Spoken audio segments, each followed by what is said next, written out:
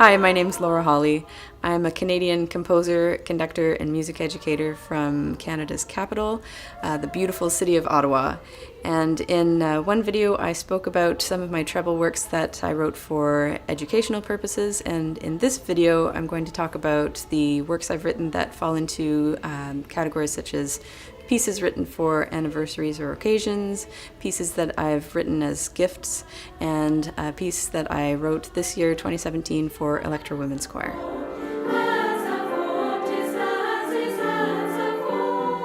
I'd like to talk now about pieces that I've written for groups who are celebrating an anniversary or a particular occasion. One piece is "O Come Let Us Sing," which was written to honor the occasion of a minister's retirement.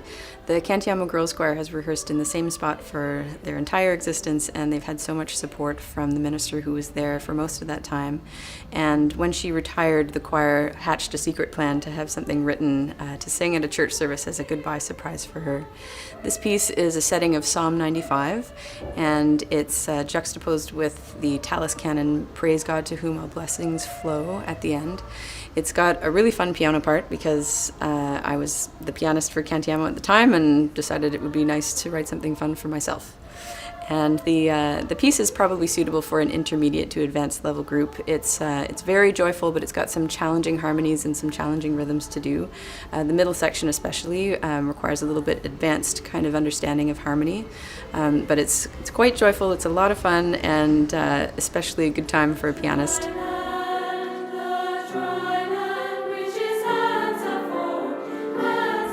Another piece with a fun piano part is Music Makers, and this one has piano writing influenced by Sir Irving Glick's Psalm Trilogy. The second or third piece has a really amazing left-hand bass line that I thought would be kind of fun to try.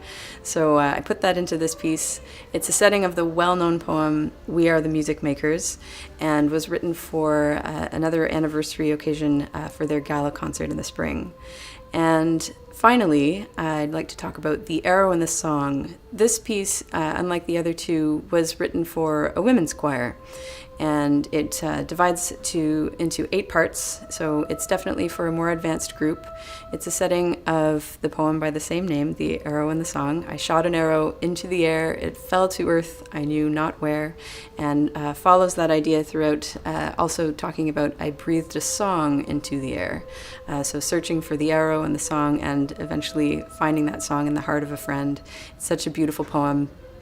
And in this piece, it starts off with the sounds of the wind and the birds, so the choir has a little bit of vocal effects to play with there, and unfolds very slowly with those sounds coming around throughout, and then kind of gets rolling in kind of a light, popular kind of style. And the altos have the melody. Yay!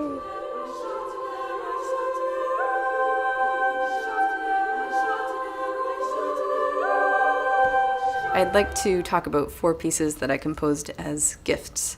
These were all gifts for the Cantiamo Girls Choir. The first one is "In Flanders Fields," which I wrote after visiting Flanders Fields, and was really the piece that I would say got me rolling as a composer.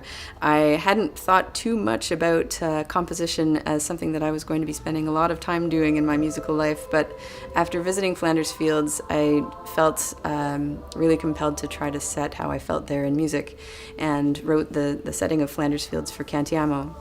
Another piece that I wrote for them was an arrangement. I don't have a lot of arrangements, but this particular one was very meaningful for the choir. It's an arrangement of "Made on the Shore," which is a folk song that became very dear to me as a well-treasured track on my good old Stan Rogers CD. And this piece was so loved by the girls that we had to do it every year. Every year we did it. So it's a lot of fun. It starts off with a lament kind of a thing. You can't tell that it's going to be made on the shore when it starts out. It's really that maid's song for herself that she's singing. And as you go through the piece, that lament kind of appears in different ways. And for anyone who knows the story of this song, you know that this maid is taken aboard the ship of a captain who fancies her. And later she sings them all to sleep and charms them all, and then robs the pants off of them and paddles her way back to shore. So by the end of the song, you can hear that her song is actually melody surrounding the main tune, and it's kind of taken over everything.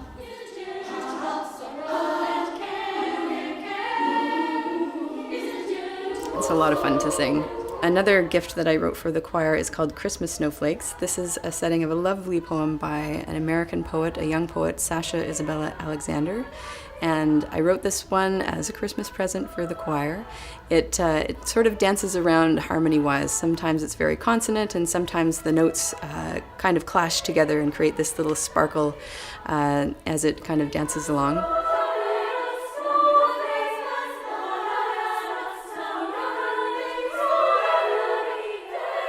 The fourth piece in the category of gifts is the versicles and responses, and this piece is for a more advanced choir. It has some pretty complex harmonies in it.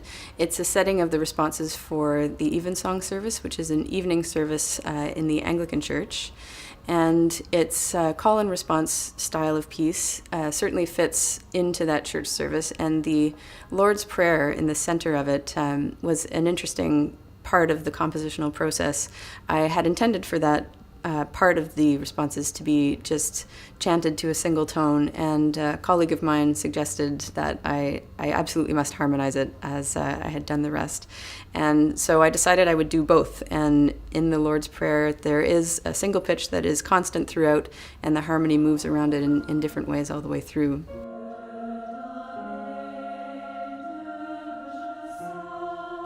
Carol Trilogy is a work written for electro women's choir. It's an advanced level piece and is a setting of 3 Christmas carols.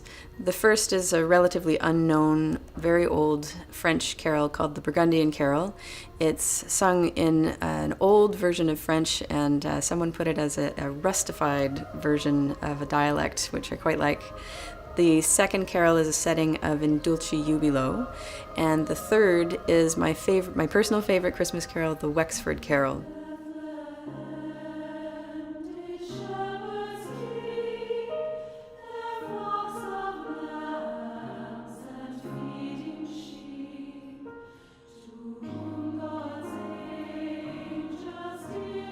So thank you for watching. I would love to hear from you if you'd like to talk about any of my pieces or anything else. And you can also visit my website for lots of information about each piece, the full text of each work, and for contact information. Thanks again.